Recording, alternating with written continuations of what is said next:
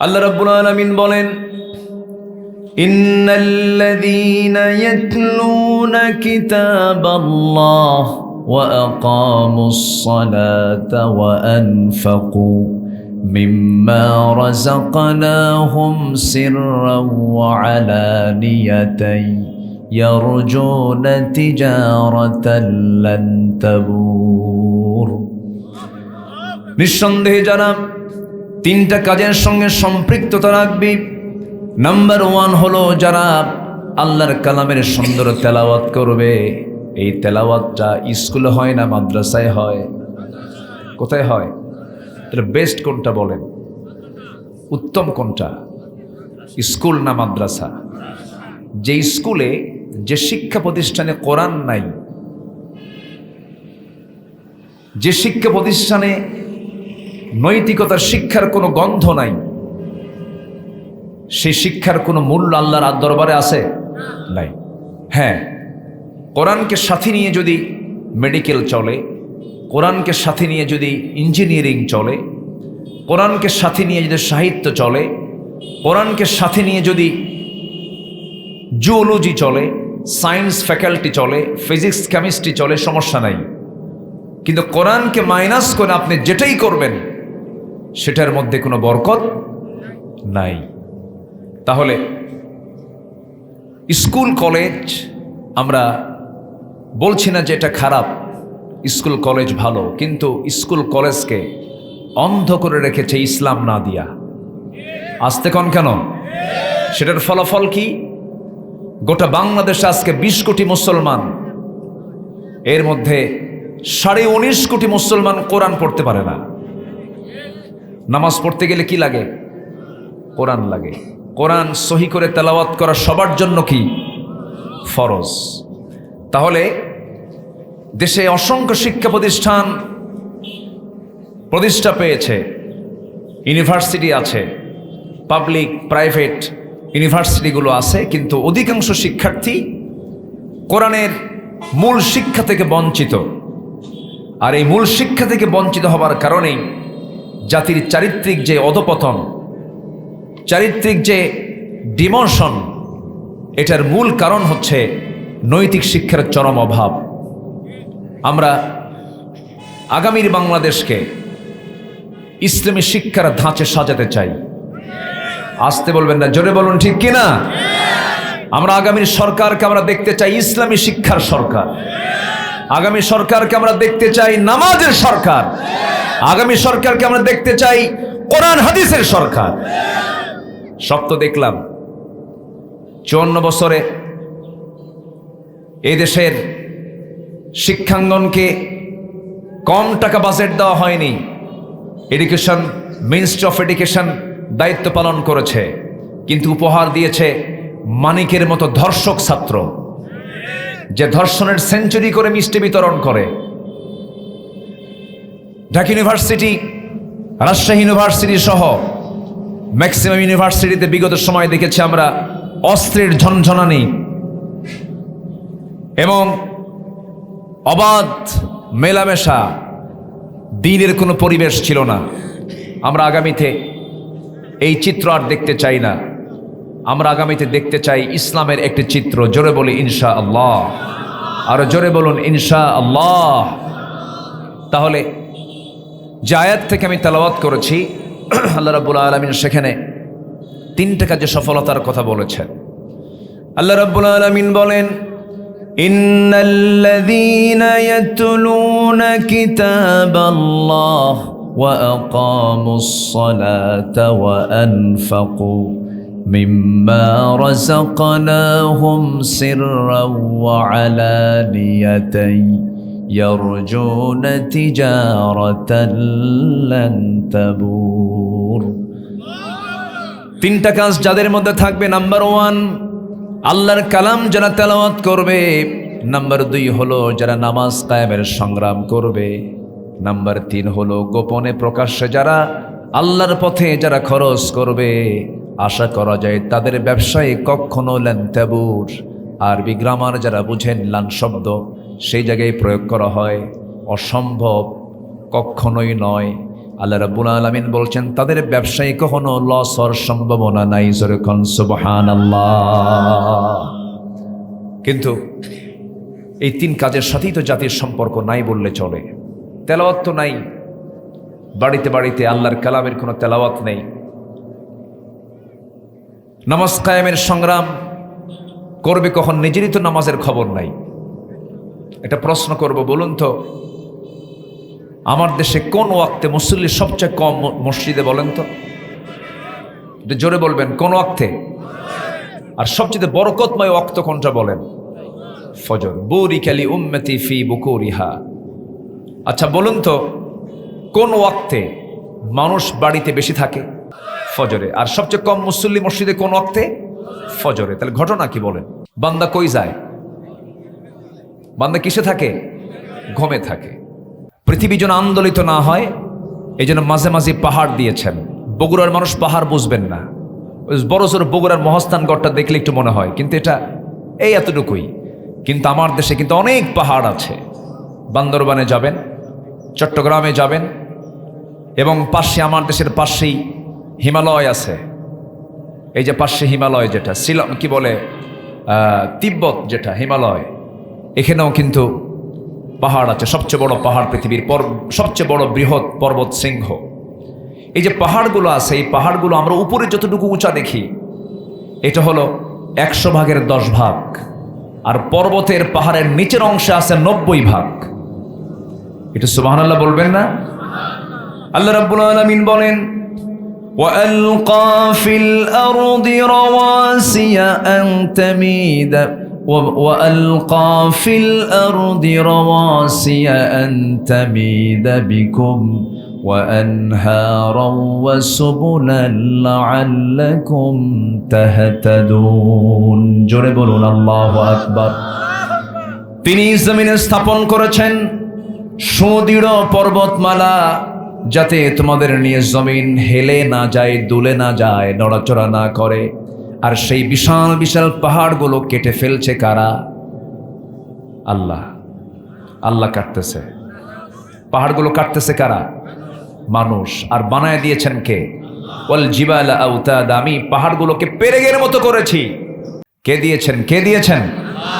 পাহাড়ের উপরের অংশ থেকে 10 ভাগ, আর তার ফাউন্ডেশন থেকে 90%, 90 ভাগ। আল্লাহু আকবার। এগুলো দিয়েছেন আল্লাহ তাআলা যেন বান্দা বিপদগ্রস্ত না হয়। এরপরেও আল্লাহ বলছেন এই সমস্ত এগুলো হচ্ছে আমার সিগন্যাল, তোমরা ভালো হয়ে যাও। এই সমস্ত গজবগুলো বন্ধ হয়ে যাবে যদি আমরা কি করি?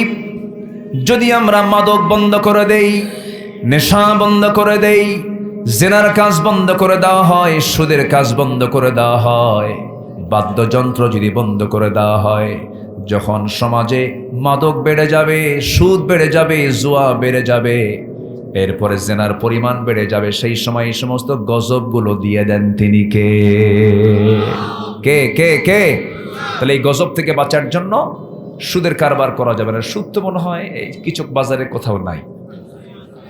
আছে, সুদ আছে, বেশি করে খাবেন, সমস্যা নেই। কি কব আর, ওয়াজ করে তো আর সুদ বন্ধ হবে না। সুদ বন্ধ হবে না আইন পাশ করে। আমরা বাংলাদেশে সুদের অর্থনীতি আর দেখতে চাই না, আমরা দেখতে চাই যাকাত ভিত্তিক অর্থনীতি। আমরা বাংলাদেশে আর ওই সমস্ত মাদকের আইন আমরা পাশ করতে দেব না, মদের বিল আমরা সংসদে আনতে দেব না, বেশ্যাবৃত্তির লাইসেন্স আমরা আর আনতে দেব না। আগামীর বাংলাদেশ দেখতে চাই আমরা, কোরআনের বাংলাদেশ। রাজি আছেন কারা কারা? হাত উঁচু করে দেখান মুসলমান।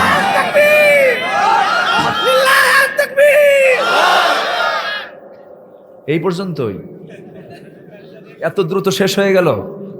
আল কোরআনের আলো, কোরআন হাদিস যেখানে, কোরআন ছাড়া অন্য কিছু। আজকে বক্তা নিজেও স্লোগান দিচ্ছে, নেন আর কি করব। দেন উত্তর দিচ্ছে আবার, হুজুর সময় কম, তাই জন্য স্লোগান ছোট করলাম। এই জাতি সব পারে, মাশাআল্লাহ। সম্মানিত ভাইয়েরা, তাহলে আমরা ব্যর্থ হতে চাই না সফল হতে চাই? বলেন বলেন, ব্যর্থ না সফল? আজকে যারা মাঠে কাজ করছে তারা ঠিক আছে, সমস্যা নাই, তাদের কাজ আছে। কিন্তু যারা আসছেন এখানে, হয়তো আজকের দিনটা আপনাদের হয়তো আর্থিকভাবে, হয়তো অন্য কোনো কাজে যদি লস হয়ও, কিন্তু আসলে কি মূলত লস? সবার চাইতে এখন আপনারা লসে আছেন না লাভে আছেন? লাভে আছে। আল্লাহ তাআলা চতুর্দিক দিয়ে রহমতের ফেরেশতা করে রেখেছেন। যেরকম সুবহানাল্লাহ। নাযালাত আলাইহিমুস সাকিনাহ, আল্লাহ তাআলা এখানে মানে প্রশান্তি দিয়ে দেন, রহমত নাজিল করেন শুধু কোরআনের বরকতে। বলি আলহামদুলিল্লাহ। আমরা সফল হতে হলে আমাদের কিছু কাজ করতে হবে, কিছু শর্ত পূরণ করতে হবে। 9টা শর্ত যার মধ্যে পূরণ হবে সে সফল হবে দুনিয়াতে এবং আখিরাতে। আমরা কি সেই শর্তগুলো পূরণ করতে রাজি আছি? নাম্বার 1, আমরা নেক আমল সহ ঈমান আনবো। জোরে বলি ইনশাআল্লাহ। আমার দেশে নামাজি বেশি না ঈমানদার বেশি? বলেন, আমার দেশে নামাজ বেশি না ঈমান বেশি? মানে ঈমানের মেহনত বেশি না নামাজের মেহনত বেশি? হ্যাঁ হুজুর, নামাজ না পড়ি ঈমান ঠিক আছে তো, এটা মেহনত কম নাকি? বিশাল মেহনত, নামাজ পড়ে না কিন্তু ঈমান ঠিক আছে। পৃথিবীতে একটাই দেশ যে দেশে মুসলমানগুলো নামাজ না পড়ার পরে কয় আমার ঈমান ঠিক আছে। এটা অত্যন্ত দুঃখের বিষয়। আজকে মুসলমানকে নামাজের জন্য দাওয়াত দেওয়া লাগে, মুসলমানকে নামাজের কথা বলতে হয়, অথচ নামাজ প্রত্যেক মুসলিমের জন্য আদায় করা ফরজ দায়িত্ব। কি দায়িত্ব বলেন? ফরজ। অক্সিজেন যেমন আমার জন্য কম্পালসারি, অক্সিজেন ছাড়া আমি অচল, তেমনি আমি নামাজ ছাড়া আমি অচল। আল্লাহ পাক আমাকে ছাড়বেন না। কোরআনকে প্রশ্ন করুন, কোরআন বলো সবচেয়ে বেশি শাস্তি কাকে দেওয়া হবে? কোরআন জবাব দিচ্ছে, فخلف من بعدهم خلف أضاعوا الصلاة واتبعوا الشهوات فسوف يلقون غيا। যে সমস্ত বান্দাগুলো জাগতিক জীবনে নামাজকে নষ্ট করে ফেলবে, আর যারা নিজের প্রবৃত্তির যার অনুসরণ করে চলবে, নফসকে মেনে চলবে, নফসের দাসত্ব করবে, আমি আল্লাহ তাদেরকে জাহান্নাম শুধু নয়, জাহান্নামের গর্ত, গাই নামক গর্তের মধ্যে আমি তাকে প্রবেশ করিয়ে ছাড়ব। গাই নামক গর্ত এত ভয়ঙ্কর গর্তের নাম যে গর্তকে জাহান্নাম পর্যন্ত শুনলে ভয় পেয়ে যায়। জাহান্নামটা তো বড়, জাহান্নামের মুখে যদি এই প্রদীপ্ত সূর্যকে, এই বিশাল বড় সূর্যকে যদি জাহান্নামের যদি গর্তে ফেলে দেওয়া হয়, ছেড়ে দেওয়া হয়, নিমিষেই সূর্য হারিয়ে যাবে। জাহান্নামের কাছে, সেই জাহান্নাম পর্যন্ত সেই গর্তকে ভয় পায়, যে গর্তের মধ্যে আল্লাহ রাব্বুল আলামিন বেনামাজিকে ঢুকাবেন। নাউযুবিল্লাহ। সবাই কি নামাজ পড়তে রাজি আছি ইনশাআল্লাহ? সবাই কি নামাজ পড়তে রাজি আছি? কয় ওয়াক্ত নামাজ? আসতে বলবেন না, কয় ওয়াক্ত নামাজ? 5 ওয়াক্ত নামাজ। আমরা সফল হওয়ার জন্য 1 নম্বর শর্ত হলো নেক আমল সহ আমরা ঈমান আনবো। জোরে বলি ইনশাআল্লাহ। ঈমান আছে, মূল্য আছে। ঈমান নেই, চৌধুরী হয়ে কোনো লাভ, সরকার হয়ে লাভ, নেতা হয়ে লাভ নাই। পৃথিবীতে বহু রাষ্ট্রনেতা, বহু বড় বড় দাপটে নেতা, বহু অর্থবিত্তশালী এসেছে, দুনিয়া থেকে বিদায় নিয়েছে। কাউকে এগুলো দেখে আল্লাহ পাক মূল্যায়ন করেননি। আল্লাহ পাক মূল্যায়ন করেছেন হলো বান্দার ঈমান দেখে। কি দেখে বলেন তো? ঈমান দিয়ে। বংশ দিয়ে যদি কোনো কাজই হয়ে যেত, আমার নবীজি বংশের মানুষ, কুরাইশ বংশের মানুষ, আবু লাহাবও ছিল, আবু তালেবও ছিল, আবু জেহেলও ছিল, কিন্তু বংশ দিয়ে লাভ হবে না। আবু তালেব, আবু লাহাব, আবু জেহেল্লা সব জান্নাতি না জাহান্নামী? বলেন জান্নাতি না জাহান্নামী? বংশ কি? বলেন বংশ কি? লিইলা ফি কুরাইশ। কুরাইশ বংশের হওয়ার পরও তারা জাহান্নামে যাবে, কারণ বংশ দিয়ে হবে না, লাগবে কি? ঈমান। বাবা দিয়ে সন্তানের কোনো কাজে আসবে না, সন্তান দিয়ে বাবার কোনো কাজে আসবে না। যদি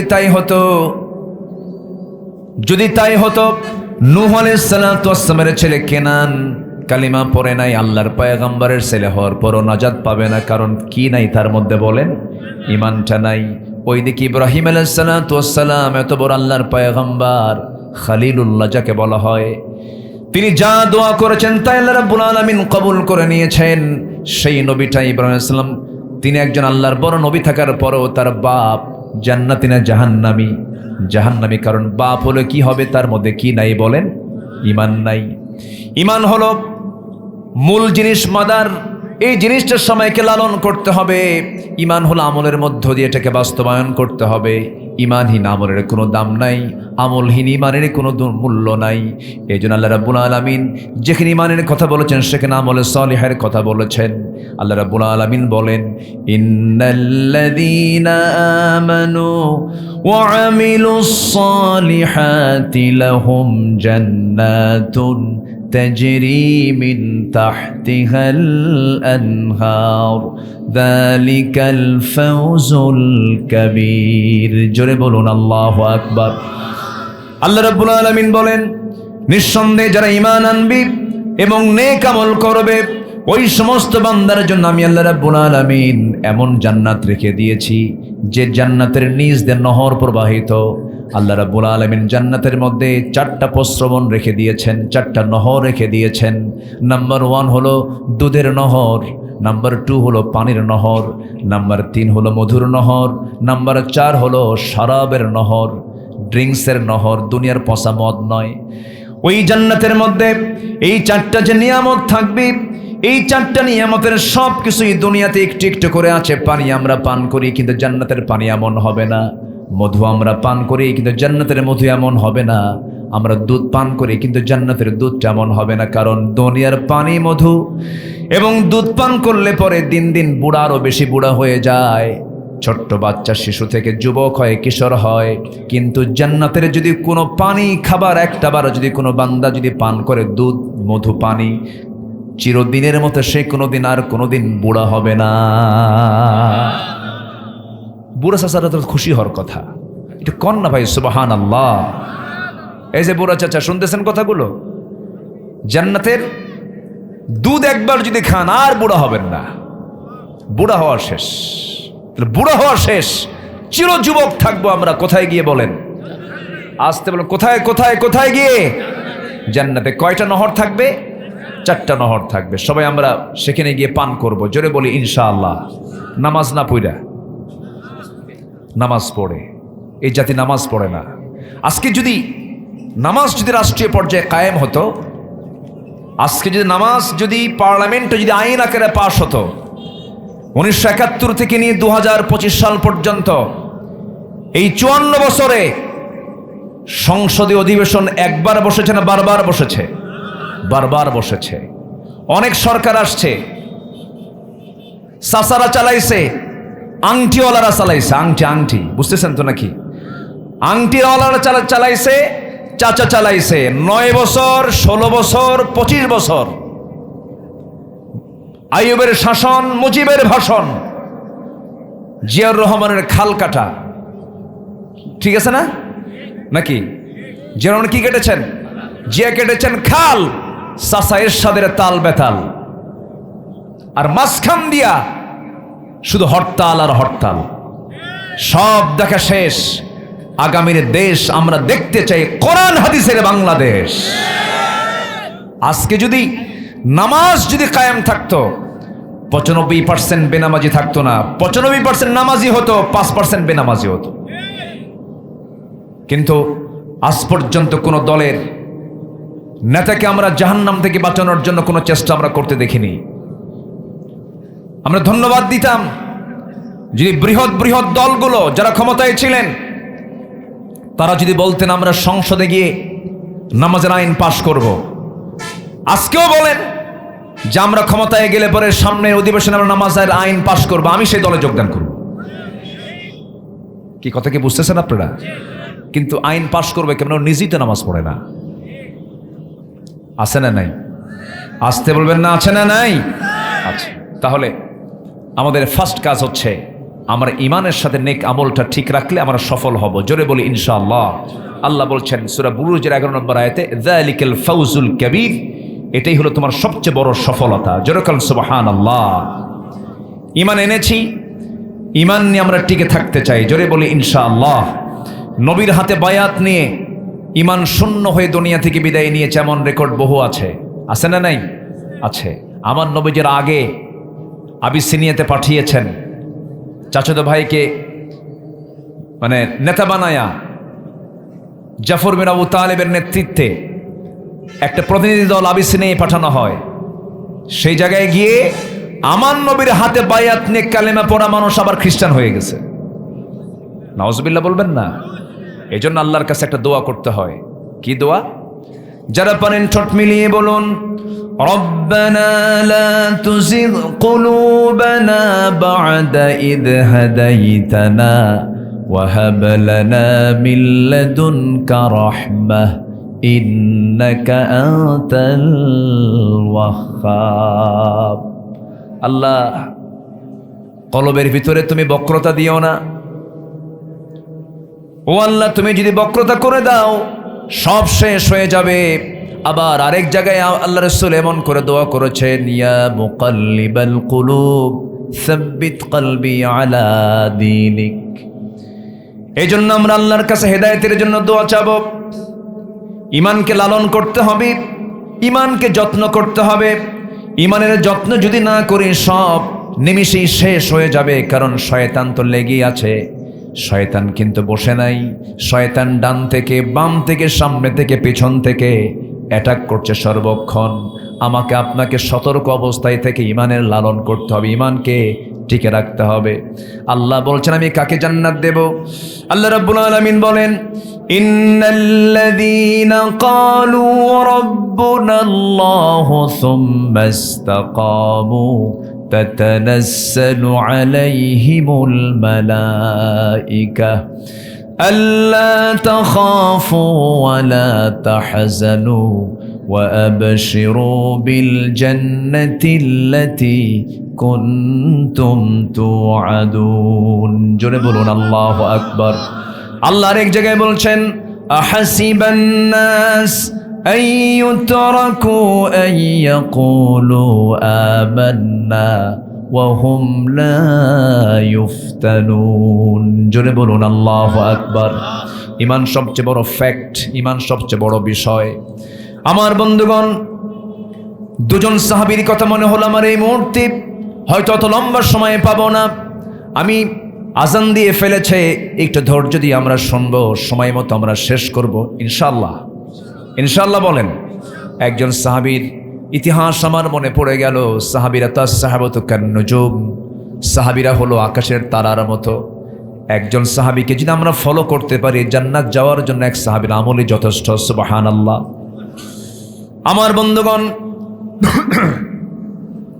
একজন সাহাবী কালিমা গ্রহণ করেছেন, দিন গ্রহণ করেছেন। দিন গ্রহণ করার সঙ্গে সঙ্গে তার চাচার কাছে নিউজ চলে গেছে, বাপ মরে গেছে। এতিম ছিলেন তিনি, এতিমকে বড় করেছে আপন চাচা। চাচার কানে সংবাদ চলে গেছে ভাতিজা নাকি বাপদাদার ধর্ম ছেড়ে দিয়ে নতুন ধর্ম গ্রহণ করে নিয়েছে। চাচার চোখে বড় অপরাধ এটা। সঙ্গে সঙ্গে কল করে ভাতিজাকে ডাক দিয়ে বলছে, বাজান শুনলাম তুমি নাকি কালেমা গ্রহণ করেছ, আল্লাহর দিন গ্রহণ করেছ, লাত মানাতকে বাদ দিয়েছ। এবার ভাতিজা বলছে, চাচা আপনি শুনবেন কেন, আপনি অনুমান করবেন কেন? আমি আপনাকে বলে দিচ্ছি, আশহাদু আল্লা ইলাহা ইল্লাল্লাহু ওয়াহদাহু লা শারীকা লাহু ওয়া আশহাদু আন্না মুহাম্মাদান আবদুহু ওয়া রাসূলুহু। হেদায়েতের মালিককে বলেন, আসতে বলবেন না কে? হেদায়েতের মালিক যদি আল্লাহ নাই হন, আমার নবীর ঘরের সঙ্গে ঘর আবু জেহেলের, আমার নবীর ঘরের মানুষ আবু তালেব, আমার নবীর আপন চাচা যদিও বই মাত্র চাচা আবু লাহাব, সেও ঘরের মানুষ, তারে কালেমা গ্রহণ করলেন। অথচ সালমান ফার্সি, সেই পারস্যের মানুষ, সেই ইরানের মানুষ, সেই ইরান থেকে রসুলকে খুঁজে খুঁজে এত দূর থেকে রসুলকে দেখে কালেমা গ্রহণ করে নিয়েছেন। আমার নবীজি দাঁড়ায় আছেন। সালমান তিনি প্রথমে অগ্নি পূজক ছিলেন, এরপর খ্রিস্টান হয়েছিলেন, আগুন পূজা করেছেন, খ্রিস্টান হয়েছিলেন, আগের কিতাবগুলো পড়েছেন। রসুলের সন্ধান পেলেন, মদিনা আসলেন, রসুলকে দেখলেন, দেখার সঙ্গে সঙ্গে বলছেন, আমার কাছে কেমন জানে মনে হচ্ছে আপনি আল্লাহর নবী হবেন। এই কথা বলি বলছে, আপনি আপনার পিঠের চাদরটা সরায় ফেলুন। আমার নবীজি তার পিঠের চাদর সরায় ফেল। তার আগে বলেন, আমি আপনাকে কিছু হাদিয়া দিতে চাই। হ্যাঁ, হাদিয়া তুমি দিতে পারো। আমি আপনাকে মান্নত করতে চাই না, মান্নত আমি নিতে পারবো না, আমি আপনাকে একটু হাদিয়া দেব, হাদিয়া নিতে পারি আমি। এরপরে বলা হলো, হে রাসূল আপনি আপনার পিঠের চাদরটা সরান। আমার নবীজির পিঠের চাদরটা যখন সরালেন, নবুয়তের কালো সিলমোহরটা পিঠে যখন তিনি দেখতে পেয়েছেন, লাফ মেরে গিয়ে সেই সিলমোহরের চুমো খেলেন। আর সঙ্গে সঙ্গে সালমান ফার্সি বললেন, আপনি আল্লাহর নবী। সুবহানাল্লাহ। কোথায় ইরান নবীর কাছে বায়াত নিল, ঘরের মানুষ আবু তালেব, ঘরের মানুষ আবু লাহাব, প্রতিবেশী আবু জাহেল, কালেমা পড়ার সুযোগ হলো না। এই জন্য আমরা সাহায্য চাইবো কার কাছে? হেদায়েত চাইবো কার কাছে? সেই যুবকটা কালেমা পড়ার সঙ্গে সঙ্গে আপন চাচা বলতেছে, তুই কি জানিস এটার অবস্থা কি হতে পারে? কি বলো চাচা, বলো কি করবা তুমি? বলতেছে, এর ফলাফল হলো কওমের সব লোকগুলোকে ডেকে নিয়া তোর কাছ থেকে জোর করে সব সম্পত্তি আমরা নিয়ে নেব, তোকে ঘর থেকে বের করে দেব। জবাবে ভাতিজা আব্দুল্লাহ বলছে, চাচা আমি ভাবছিলাম আরো কঠিন কিছু করবেন, এইটা আপনি আমার কাছ থেকে সম্পদগুলো বুঝে নেবেন, সব আপনার সম্পদ জোর করে নিতে হবে না, আমি আপনাকে আপোষই দিয়ে দেব। চাচা একটা কথা জেনে রাখবেন, আপনি ইমানটার ব্যাপারে আপনি বুঝেন নাই। এই গোটা দুনিয়ার সমস্ত সম্পদ যদি আমার হাতে তুলে দেওয়া হয়, আর যদি বলা হয় ইমানটা ছেড়ে দাও, আমি আব্দুল্লাহ সিদ্ধান্ত দিলাম দুনিয়া ছাড়বো, কিন্তু ইমান আমি ছাড়তে পারবো না। একটু জোরে বলেন সুবহানাল্লাহ। সঙ্গে সঙ্গে আব্দুল্লাহর চাচা এমন খেপে গেল, মারতে মারতে রক্তাক্ত করে জমিনে ফেলে দিয়া শেষে পরনের লুঙ্গিটা পর্যন্ত খুলে নিয়ে ঘাট ধাক্কা দিয়ে বের করে দিয়েছে। আব্দুল্লাহ উলঙ্গ অবস্থায়, কিচ্ছু নাই, দরজায় গিয়ে নক করছে, মা দরজা খোলো। দরজা খোলা মাত্রই বলছে, মা আমার দিকে তাকাইও না, আমার চাচা আমার শুধু সম্পত্তি নাই না, লুঙ্গিটাও খুলে নিয়েছে, কিচ্ছু নাই আমার কাছে। ইমান বিক্রি করেননি তারা, ইমানকে লালন করেছেন। আর আমার দেশের মানুষ একটা বিড়ির প্যাকেট পাইলে পরে ইমান বেচে শেষ করে ফেলে। আপনি যাকে সমর্থন দিলেন, আপনার সমর্থনে যে এমপি হলো, যে চেয়ারম্যান হলো, যে মেম্বার হলো, ও যা করবে ওর অপকর্মের একটা অংশ আপনার আমলনামায় জমা হবে যতদিন ওই দায়িত্ব পালন করবে। কি কথা কি বুঝতেছেন? কি সুবহানাল্লাহ কইছেন নাকি আপনারা? জোরে কর নাউযুবিল্লাহ। আমানতদারিতা ইমানদারের সবচেয়ে বড় গুণ। আপনি কাকে সমর্থন দিচ্ছেন এটার জন্য জবাব দিতে হবে কার আদালতে? আল্লাহর আদালতে। রাগ করতেছেন মনে হয় আমার কথায়? এই কথাগুলো কি বলার দরকার আছে মনে হয়? আচ্ছা, একটু জিকির করি, লা ইলাহা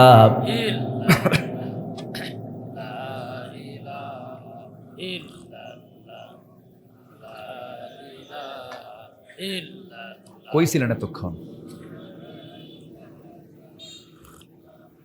লা ইলাহা ইল্লাল্লাহু মুহাম্মাদুর রাসূলুল্লাহ সাল্লাল্লাহু আলাইহি ওয়াসাল্লাম। আমার 26 বছরে কয়েক হাজার মাহফিল করেছি আমি আপনাদের দোয়ায়, আলহামদুলিল্লাহ। কইলেন না তো? বহু টেকনাফ থেকে তেঁতুলি, এমন বাংলাদেশের ম্যাক্সিমাম কমিটি, যেটা মাহফিল বলতে যা বোঝায়, প্যারেড ময়দান থেকে শুরু করে, আঞ্জুমানে খেদমতে কোরআন থেকে শুরু করে, আমান ট্রাস্ট থেকে শুরু করে, বাংলাদেশের মাহফিল বলতে যা বুঝায় এমন কোন অঙ্গন নেই এই নগণ্য গোলাম, এই ভাঙ্গাচূড়া মানুষটা যেখানে যায় না। আমি গিয়েছি তো, আমি অভিজ্ঞতার আলোকেই আমি একটু কথা বলেছি। বুঝতে হয়, মন খারাপ করবেন না, এটা নিয়ে যেন আর কোনো কথা না হয়। আমি এরকম না আসলে, কিন্তু আমার কাছে মাইকটা খুব জটিল মনে হচ্ছিল। এখন মাশাআল্লাহ ঠিক হয়ে গেছে না? বলেন আলহামদুলিল্লাহ। জোহরের নামাজ পড়ছেন? পড়ে নাই? সবচেয়ে বেশি ওয়াজ শোনে কে বলেন তো? এই যে ফলাফল হলো জোহরের নামাজ পড়ে নাই। আচ্ছা, কথা বলি আর একটু, সবাই শুনতে রাজি আছেন তো? মা বলছে, বাজান দরজায় দাঁড়া, আমি ভিতর থেকে আসতেছি। গোটা ঘর থেকে খুঁজে খুঁজে একটা ছোট্ট কাপড় ছেলের হাতে চোখ বন্ধ করে তুলে দিয়ে বলছে, বাজান সতরটা ঢেকে ফেল। সতরটা ঢাকলেন। সতর ঢাকার পর কেঁদে কেঁদে বলছে, মা আমি তোমাকে খুব ভালোবাসি, তবে নবীর চাইতে বেশি ভালোবাসি না। সুবহানাল্লাহ বলবেন না? আমি তোমাকে ভালোবাসি কিন্তু নবীর চাইতে বেশি নয়। আপনার নিজের একটু বুকে হাত দিয়ে মাঝে মাঝে একটু বলবেন, আব্দুল্লাহ, আব্দুল করিম, আব্দুর রহিম, সত্যি করে বলো তো তোমার নিজের জীবনের চাইতে তুমি রাসূলকে বেশি ভালোবাসতে পেরেছো কি? বারবার প্রশ্ন করবেন। যদি আপনার মন কোনো একবার বলে আমার জীবনের চাইতে আমি রাসূলকে বেশি ভালোবাসি, সেই দিনে আপনি ইমানের স্বাদ পাবেন। তখন ভাববেন যে আপনার ইমানটা পরিপূর্ণ রূপ আকার ধারণ করেছে। রাসূলকে ভালোবাসতে হবে। আমি 2 মাস আগে মদিনায় গিয়েছিলাম। এখানে আমাদের নবীর ভাই আছে, বাদশা ভাই আছে, চেনেন নাকি? এই যে পাশেই তারা হজ এজেন্সির ওমরার কাজ করে, এই বলে দিলাম কিন্তু, ওই যে বসে আছে। তো এদের সঙ্গে আমি হজে গেছি, ওমরায় গেছি। তো মদিনায় যেদিন আমার জিয়ারা শেষ করেই আমি যখন মদিনা এয়ারপোর্টের দিকে গাড়ি নিয়ে যাচ্ছি, আল্লাহি এটা আমার ব্যক্তিগত কথা বলে ফেললাম, আমি যখন ফিরতেছিলাম, ফেরার সময় মনে হচ্ছিল যেন আমার বুকের তার ছিঁড়ে যাচ্ছে, আমি যেন কাকে রেখে যাচ্ছি। আমার সারা জীবনের একটা প্রার্থনা, আমার ব্যক্তিগত প্রার্থনা, আল্লাহ হায়াত মৌত তো তোমার হাতেই, বিআই আরদিন তামুত, কোন জমিনে মৃত্যু হবে আমি তো জানি না, তবে মূর্তি যেহেতু হবে, যেহেতু বাংলাদেশে আমার জন্ম, এখন তো প্রযুক্তির কারণে গোটা পৃথিবী গ্রামের মতো হয়ে গেছে। উত্তরা থেকে যাত্রা বেড়ে যেতে লাগে 14 ঘন্টা, আর এয়ারপোর্ট থেকে জেদ্দা এয়ারপোর্ট মক্কা যেতে লাগে 4 ঘন্টা। প্রযুক্তির উন্নতিতে আল্লাহর কাছে প্রায় বলি, আল্লাহ মৃত্যু কোন জমিনে হবে জানি না, তবে আমার শেষ নিঃশ্বাসটা যেন যায় মদিনার আশেপাশে। আমি প্রায় এই কথা বলি। আমি আল্লাহর কাছে আমার লাস্ট ডেস্টিনেশন যেটা হবে, আমি আল্লাহকে এই কথা বলে রেখেছি, আল্লাহ আমার লাস্ট ডেস্টিনেশনটা যেন মদিনায় হয়, আমি যেন সেখানে গিয়ে অসুস্থ হয়ে সেখানে যেন মারা যাই। আমি এই দোয়াটা আমি প্রায় করি। সম্মানিত ভাইয়েরা, আমি এয়ারপোর্টের দিকে যাচ্ছিলাম, তখন আমার বুকের তার ছিঁড়তেছে, মনে হচ্ছে আমি কাকে যেন রেখে যাচ্ছি। সম্মানিত ভাইয়েরা, ওই সাহাবী বলছেন, হুজুর, ওকে মা আমি তোমাকে ভালোবাসি, কিন্তু নবীর চাইতে বেশি না।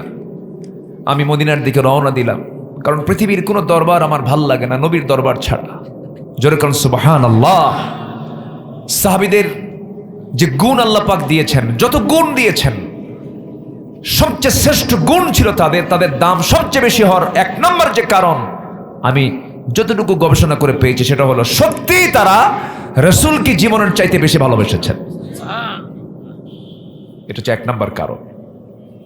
এই কথা বলে আব্দুল্লাহ রওনা করলেন। শীতকাল, এখন নবীর ভাই মক্কা, এখন শীত না, মক্কা মদিনায় এখন শীত, কিন্তু প্রচুর শীত। মক্কা মদিনায় বছরে 1 থেকে 2 মাস পর্যন্ত শীত থাকে, প্রচুর শীত, হাড় কাঁপানোর শীত। আমার দেশের চাইতে অনেক সময় মাঝে মাঝে বেশি হয়। এই শীতের ভিতরে এই সাহাবী খালি গায়ে কোনো মতো সতরটা ঢেকে মদিনার দিকে রওনা দিয়েছেন, পায়ে হেঁটে।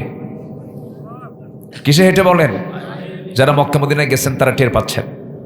পায়ে হেঁটে, পাহাড়ি অঞ্চল, পায়ে হেঁটে রওনা দিয়েছেন। কষ্ট করে করে নবীর কাছে চলে গেছেন, দরজায় নক করেছেন। দরজা খোলা মাত্রই দেখেন থরথর করে কাঁপতেছে ঠান্ডায়, গায়ে কোনো কাপড় নাই, কিচ্ছু বললেন না, ভিতরে গেলেন। আমার নবীর সবচেয়ে সুন্দর যে জুব্বাটা, সে জুব্বাটা হাতে করে নিয়ে এসে বলছেন, আব্দুল্লাহ জুব্বাটা পড়ো। জোরে কান সুবহানাল্লাহ। জুব্বাটা পড়ো। সাহাবীটা পড়লেন, নবীজির কাছে সব কিছুর বর্ণনা দিয়ে দিলেন। আমার নবীজি বলছেন, আব্দুল্লাহ তোমার চাচা তোমাকে উলঙ্গ করে ঘর থেকে বের করে দিয়েছে, বস্ত্রহীন করেছে, আর আমি বিশ্বনবী আমার পছন্দের সুন্দর 2টা জুব্বা আমি তোমারে দিয়ে দিলাম। জোরে বলি সুবহানাল্লাহ। আমার নবীজের পরে বলছেন, আব্দুল্লাহ কি চাও বলো, তুমি যা চাবা আমি আল্লাহর কাছে তাই বলবো। কিন্তু আব্দুল্লাহ চান্স তিনি ছাড়লেন না, দুনিয়ার কোনো কিছু চাইলেন না, শুধু চাইলেন, হে রাসূল আপনি আমার জন্য দোয়া করুন, আল্লাহ যেন আমাকে শহীদি মওত দান করেন। আমার নবীজি কেঁদে কেঁদে হাত দুটো উঁচু করে বলছেন, আরশের মালিক আল্লাহ, আমার আব্দুল্লাহ ইমানকে রক্ষা করতে গিয়ে দুনিয়া বিক্রি করে দিয়েছে, তোমার কাছে ফরিয়াদ করি আমার আব্দুল্লাহর জান মাল তুমি কাফের বেঈমানদের জন্য হারাম করে দাও। সাহাবীর মন খারাপ হলো। সাহাবী বলছেন, হুজুর দোয়া চাইলাম কি, আপনি দোয়া করলেন কি? কেন, কি হয়েছে? হুজুর আপনি আমার জন্য যে দোয়াটা করলেন, কাফের বেঈমানরা যদি আমাকে না মারতে পারে, আমি শহীদ হব কেমনে? রাসূল বলেন, আব্দুল্লাহ চিন্তা করো কেন, তোমার মধ্যে যদি শাহাদাতের তামান্না লালন হয়ে থাকে, ওয়া ইম্মা তাআলা ফিরাশি, তোমার মরণ যদি বিছানাও যদি হয়, আল্লাহ রাব্বুল আলামিন তোমাকে শহীদের দরজা দিয়ে দিবে। আমার নবীজি বলেন, যাও আব্দুল্লাহ, কোরআন নিয়ে যাও। আসহাবে সুফায় বসব, কোরআন জোরে জোরে পড়ছিলেন আব্দুল্লাহ। সাহাবীরা এসে বলছেন, হুজুর নতুন সাহাবীর একটা আগমন হয়েছে, জোরে জোরে কোরআন পড়ে ডিস্টার্ব হয়। কে? আব্দুল্লাহ তার নাম। রাসূল বলছেন, খবরদার তোমরা আব্দুল্লাহর বিরুদ্ধে কোনো অভিযোগ দিও না, কারণ আমার আব্দুল্লাহ দিন গ্রহণ করতে গিয়ে সে দুনিয়া বিক্রি করে দিন গ্রহণ করেছে। যেরকম সুবহানাল্লাহ। আর আমরা বিড়ি পায়া ইমান বেশি, বিড়ি পায়া ইমান বেচে দিই না। সামনের দিন, সিদ্ধান্ত নেওয়ার দিন, সুযোগ বারবার আসে না। আমরা আগামীর বাংলাদেশকে আমরা ইসলাম দেশ সাজাতে চাই। জোরে বলি ইনশাআল্লাহ। আর 54 বছরে যারা রাজনীতি করেছেন, দেশের টাকা বাইরে পাচার করেছেন, রাজনীতি করতে হলে পাচারকৃত টাকা দেশে জমা দিয়ে এরপর রাজনীতি চিন্তা করেন, ঠিক কিনা? সোজা কথা। রাগ করতেছেন নাকি? রাগ করলেও কিচ্ছু করার নাই। শিবগঞ্জ ইসলামের দুর্গ, এটা বলি আলহামদুলিল্লাহ, জোরে বলি আলহামদুলিল্লাহ। শিবগঞ্জ কিসের দুর্গ বলেন? ইসলামের দুর্গ। শিবগঞ্জকে আমি চিনি। আমাদের শাহাদাতুজ্জামান, ওনাকে চিনেন তো আপনারা? 1991 সালের তিনি এমপি ছিলেন। হয়তো নাম বলাতে একটা মহল মন খারাপও করতে পারেন, কিন্তু আমার উনি ক্লোজ, খুব কাছের তো। ওনার এলাকায় আসলাম, আমি ওনার নামটা না নিলে এটি কৃপণতা হয়ে যায়। বয়োবৃদ্ধ জ্ঞানবৃদ্ধ একটা সাদামাঠা মানুষ, এত সরল সোজা মানুষ আমার চোখে খুবই কম পড়েছে, কোনো প্যাচগোছ নাই। শাহাদাতুজ্জামান নাম শুনছেন তো আপনারা নাকি? অনেক প্রাচীন মানুষ। উনি এই এরিয়ার 1991 সালে তিনি এমপি ছিলেন। 91 সাল মানে কি? আজ থেকে আরো কত বছর আগে? হ্যাঁ, 35 বছর আগে তিনি এমপি ছিলেন। আজ পর্যন্ত তার বিরুদ্ধে একটা ক্লেম কেউ দেখাতে পারবে না, আমার জানা মতে কোন অভিযোগ কেউ দেখাতে পারবে না। সম্মানিত ভাইরা, কে মদের বোতল নিয়ে থাকে, কে নারীবাজি করে, কে জমি দখল করে, বাংলার জনগণের জানতে আর অজানা নাই। আসতে কবেন না, জোরে কোন ঠিক কিনা? এটা মাথায় রাখতে হবে। আমাকে আর ভুল করা যাবে না। সামনের দিনগুলোতে আমরা ইসলামকে প্রাধান্য দিয়ে সামনের দিকে চলবো। জোরে বলি ইনশাআল্লাহ। আমার নবীজি বললেন, সাহাবীরা যুদ্ধের ডাক এসেছে, চলো আমরা যুদ্ধে যাই, চলেন। কেমন? আব্দুল্লাহ কই? মনে আছে আমার কথাটা? মনে আছে আপনাদের? আমার আব্দুল্লাহ কোথায়? হুজুর ডেকে আনতেছে, ডেকে আনছে। আব্দুল্লাহ যুদ্ধে যাবা? অবশ্যই যাবো যুদ্ধে, চলেন। আমার নবীজি তাকে খুব এক্সট্রা কেয়ার করতেন। দুনিয়া বিক্রি করা সাহাবী তো, ইমান লালন করেছেন, কিচ্ছু নাই। তাকে সাথে নিলেন, সাথে নিয়ে রওনা করলেন, যুদ্ধে চলে গেলেন। আমার নবীজি 10 বছরের 86 যুদ্ধ করেছেন। কয়টা যুদ্ধ বলেন তো? 86টা। 27টা যুদ্ধের তিনি নিজে নেতৃত্ব দিয়েছেন। যুদ্ধ করতে গিয়ে কোমর হারিয়েছেন, কোমরটা তিনি খন্দকের পরের কয়েক বছর কুজো করে হেঁটেছেন। কেমন করে হেঁটেছেন বলেন তো? কুজো করে। কোমরটা তার কুজো হয়ে গেছে। না খেয়ে টানা 4 দিন কোদাল দিয়ে গর্ত খনন করেছেন, টানা 4 দিন খান নাই। তায়েফে মাথা থেকে পা পর্যন্ত পাথরের আঘাতে প্রত্যেকটা জায়গায় জায়গায় স্পট হয়ে গিয়েছিল, দাগ হয়ে গিয়েছিল। উহুদে গিয়ে তার সামনের 2টা দাঁত ভেঙে গিয়েছিল। দিন প্রতিষ্ঠান আন্দোলন করতে গিয়ে যদি যে বিশ্বনবী রাস্তায় হাঁটলে পরে, সূর্যের নিচে হাঁটলে সূর্যের তাপ যেন না গায়ে লাগে, আল্লাহ সর্বক্ষণ সূর্যের নিচে মেঘখণ্ড দিয়ে রাখতেন। সেই নবীজির শরীর থেকে যদি রক্ত ঝরাতে হয়, তার দাঁত যদি ভাঙতে হয়, দেশ যদি ছাড়তে হয়, গালিগালাজ যদি শুনতে হয়, সেই দিন কায়েমের জন্য আমরাও কি জানমাল কোরবান দিতে রাজি আছি? আল্লাহ জান্নাত দিতে রাজি আছেন। যদি আল্লাহ কবেন, আমিও রাজি নাই। কথা ক্লিয়ার? আমার নবীজি যুদ্ধের সে অভিযান থেকে ফেরত আসতেছিলেন, আব্দুল্লাহর সাথে ছিলেন। হঠাৎ করে নবীর কানে সংবাদ আসলো, হুজুর আপনার কলিজার টুকরা আব্দুল্লাহ খুব অসুস্থ, তাই ভালো করে কেয়ার করো, নার্সিং করো, যেন কোনো সমস্যা না হয়। আমি খুব ভালোবাসি ওকে। সাহাবেরা খুব সর্বোচ্চ চেষ্টা করলেন, চিকিৎসা দিলেন, কাম হলো না, মারা গেছেন। নবীর কাছে এসে বলা হলো, হুজুর আব্দুল্লাহ বেঁচে নাই। আমার নবীজি আবেগটাকে ধরে রাখতে পারলেন না। আমার নবীজি চোখের অশ্রু ফেলতে ফেলতে বলছেন, সাহাবীরা, আমার আব্দুল্লাহর জানাজার দায়িত্ব আজকে আমি কারো কাঁধে দেব না, আমি রাসূল নিজে তার জানাজা পড়াইয়া দেব। আমার নবীজি জানাজায় হাজির হলেন, জানাজা সম্পূর্ণ করলেন। সম্পূর্ণ করার পর আমার রাসূল বলছেন, আমার সাহাবীরা, আমার আব্দুল্লাহর কবরটা তোমরা কোথায় খনন করেছো? হুজুর, ওই দুই পাহাড়ের ঠিক মাঝখান বরাবর। রাসূল বলছেন, তোমরা আমাকে নিয়ে যাও কবরের সামনে।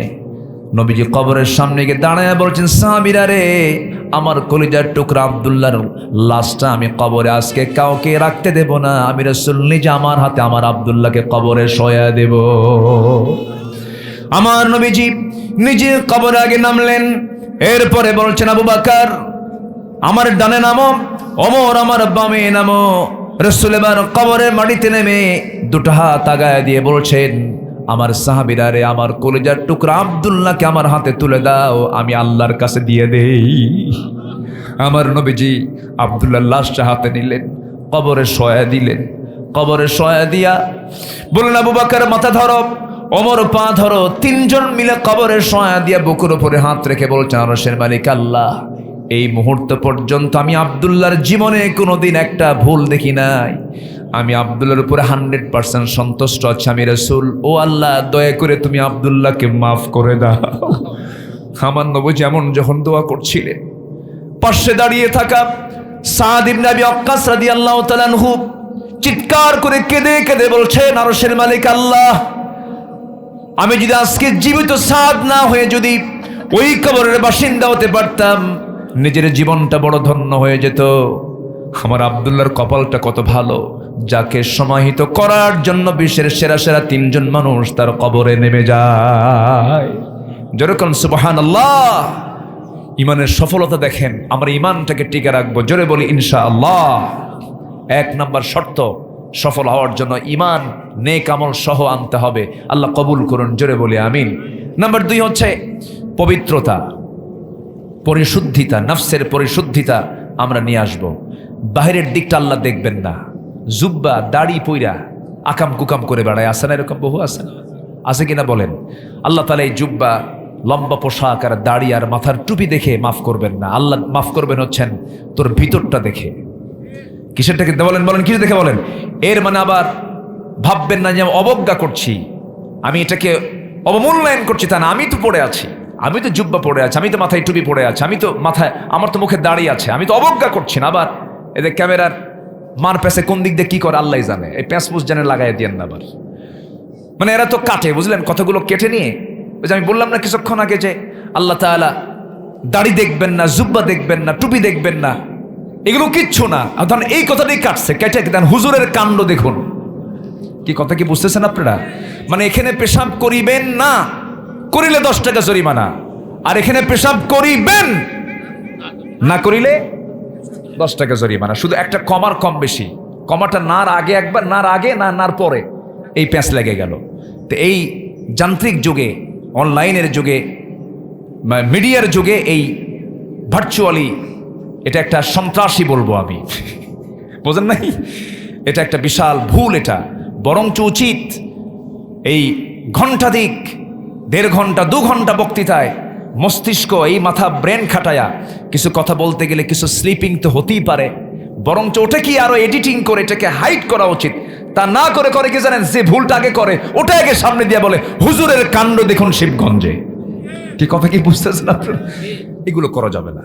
আমরা যে কোনো প্রচারের উদ্দেশ্য যেন হয় সৎ। আল্লাহ কবুল করুন, জোরে বলি আমিন।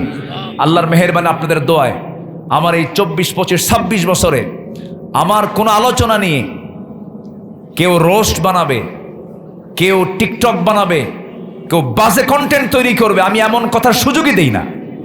আমি চেষ্টা করি তেমনভাবেই কথা বলার। আমি আমার আলোচনার মধ্যে নায়িকের নাম নেওয়া দরকার কি? নায়িকের নাম নেওয়ার দরকার আছে আমার? বলেন তো।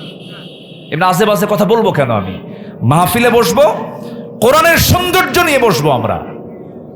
এই জন্য এই মঞ্চে যারা বসে তাদেরও সতর্ক হওয়ার দরকার আছে না নাই? আছে। সম্মানিত ভাইয়ের, আজান হয়েছে বহু আগে। ওয়াজ করবো আবার? জাহান্নামের। শুরু করব 2-1 মিনিট? আচ্ছা ঠিক আছে, 2-1 মিনিট বলতেছি। আচ্ছা বসেন, খুব সুন্দর মানুষ আপনারা, বলি আলহামদুলিল্লাহ। চাচা আমরা নামাজ পড়বো, বসেন। নামাজ পড়বো, আমরা এখানেই পড়বো, এখানেই পড়বো, বসেন, একটু বসেন। আর বসেন না আপনি? ও আচ্ছা, যান যান, একটু বসেন। আমরা অজুর জন্য সময় দেবো, একটু বসেন। আমি জানি আপনাদের কষ্ট হচ্ছে একটু, আর কয়েকটা মিনিট আমি বলেই শেষ করে দেবো, একদম পয়েন্ট আকারে বলে শেষ করে দেবো ইনশাআল্লাহ। যদি বলি ইনশাআল্লাহ। সময় এখনো 1 ঘন্টা, মাগরিবের মানে মাগরিব আসতে এখন 1 ঘন্টা আছে। আমরা আধা ঘন্টা থাকতে আমরা শেষ করি, নামাজে দাঁড়ায় যাবো। জোরে বলি ইনশাআল্লাহ। এখন হাতের সময় আছে, আমি উঠতে দেরি হয়ে গেছে, যে হাফেজদের দস্তারবন্দি হলো, তারপরে সময় চলে গেল। সম্মানিত ভাইয়েরা, সবাই কি 5 ওয়াক্ত নামাজ পড়তে রাজি আছেন? 5 ওয়াক্ত নামাজ পড়বেন কারা কারা, দেখে হাত তোলেন।